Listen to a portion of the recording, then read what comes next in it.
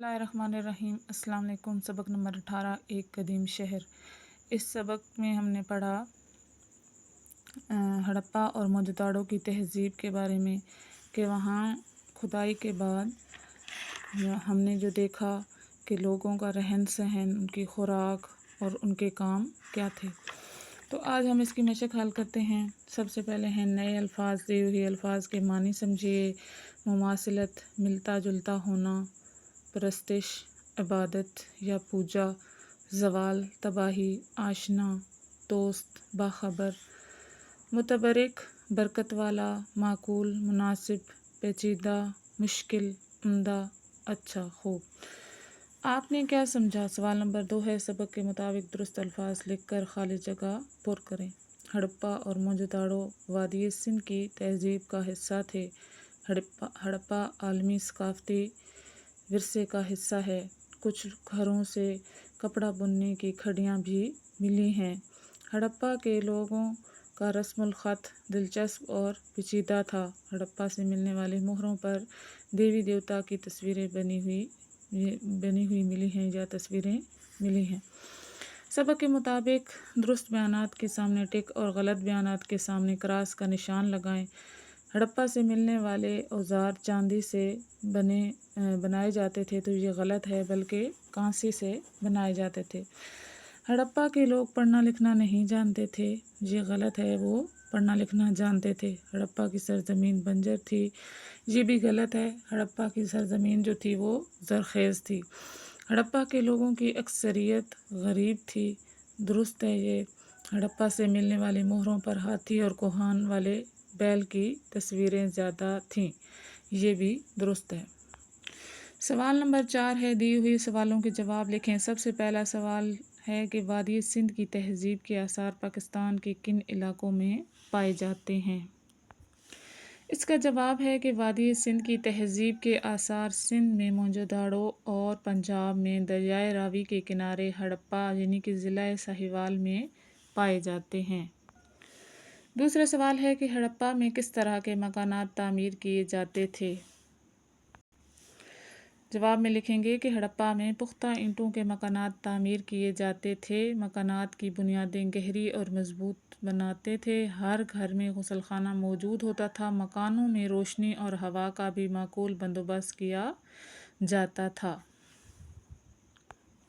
सवाल नंबर 3 है कि हड़प्पा में कारोबारी ज़िंदगी कैसे चलाया जाता था और किस बात पर जोर दिया जाता था। हड़प्पा में कारोबारी ज़िंदगी एक बाकायदा निज़ाम के तहत चलाया जाता था। वज़न और नाप तोल दुरुस्त और म्यारी रखने पर जोर दिया जाता था। अगला क्वेश्चन है कि हड़प्पा के रहने वाले किन चीज़ों की पूजा करते थे।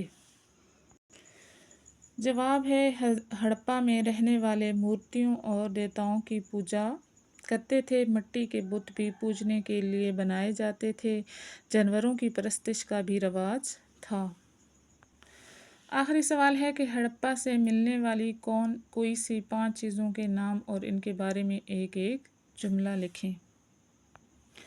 हड़प्पा से मिलने वाली चीज़ों में मोहरें, हार, ठीक है, कपड़े बुनने की खड़ियाँ, मिट्टी के बुत और औजार मिले। सबसे पहले मोहरें।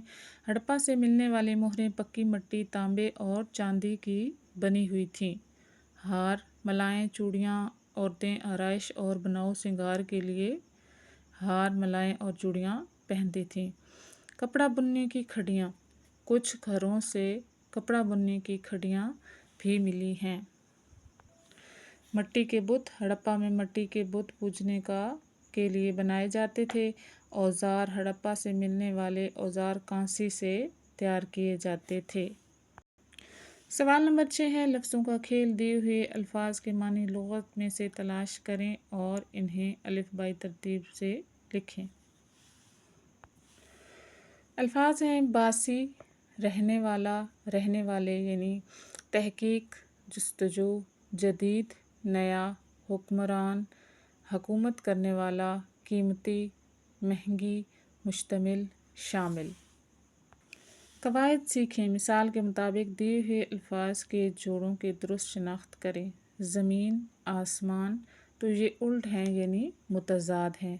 دوست، رفیق ایک جیسے معنی مترادف ہیں۔ قدیم، جدید الٹ ہیں تو یہ متضاد ہیں۔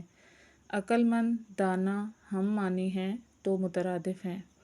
زوال، عروج الٹ متضاد، ڈر، خوف مترادف، خاص، اہم یہ بھی مترادف ہے، اور سطح، گہرائی یہ متضاد ہے۔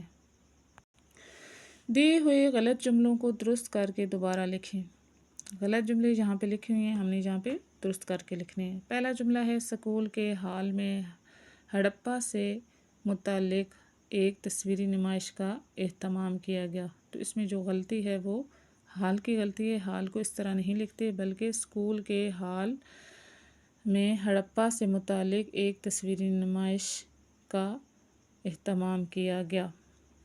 دوسرا ہے بوڑھیا عورت اچانک سڑک پر پھسل گئی۔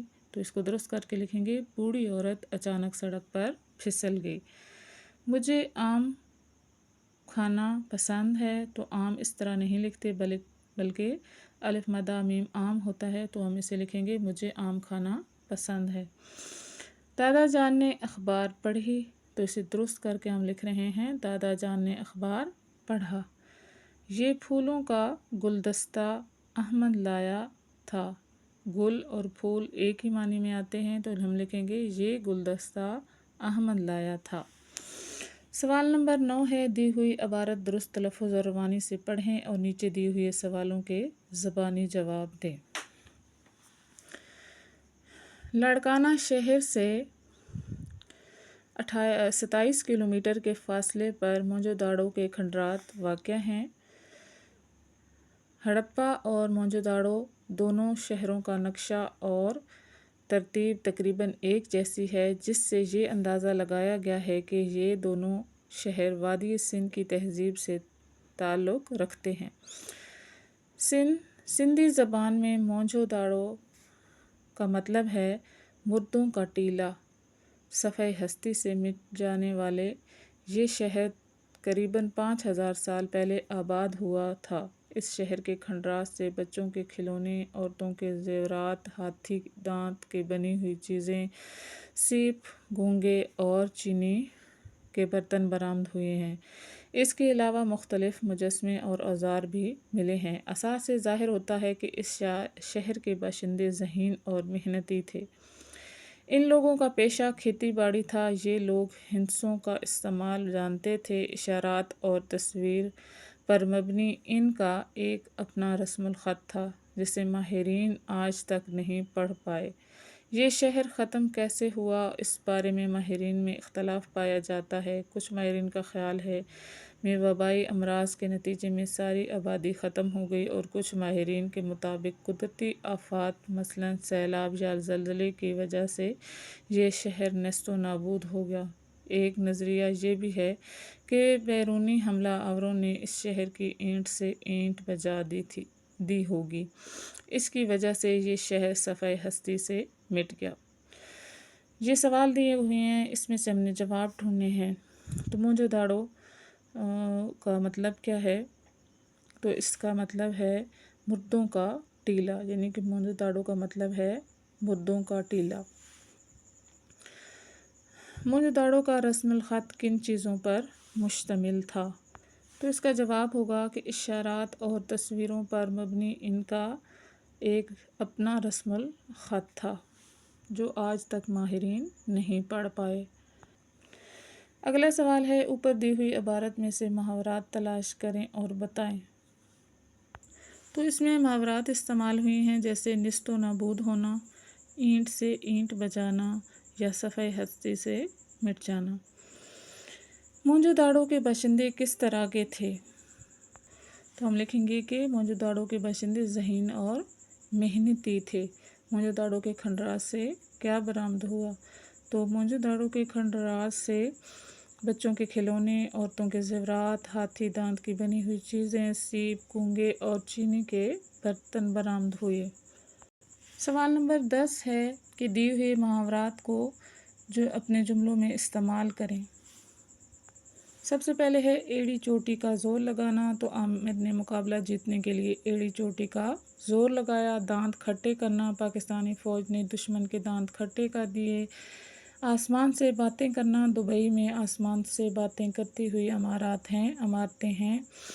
باتیں بھگارنا، احمد باتیں بھگارنے میں ماہر ہے۔ ناک میں دم کرنا، علی نے سب کی ناک میں دم کر رکھا ہے۔ باغ باغ ہونا، امتحان کا شاندار نتیجہ دیکھ کر میرا دل باغ باغ ہو گیا۔ ہمارے آج کا سبق جو ہے وہ کمپلیٹ ہو گیا ہے، اس کی ہم نے مکمل ایکسرسائز کر لی ہے۔ اگر کچھ سمجھ نہ آئے تو آپ کمنٹس کر کے پوچھ سکتے ہیں۔ چینل کو سبسکرائب کریں، لائک کریں۔ اللہ حافظ۔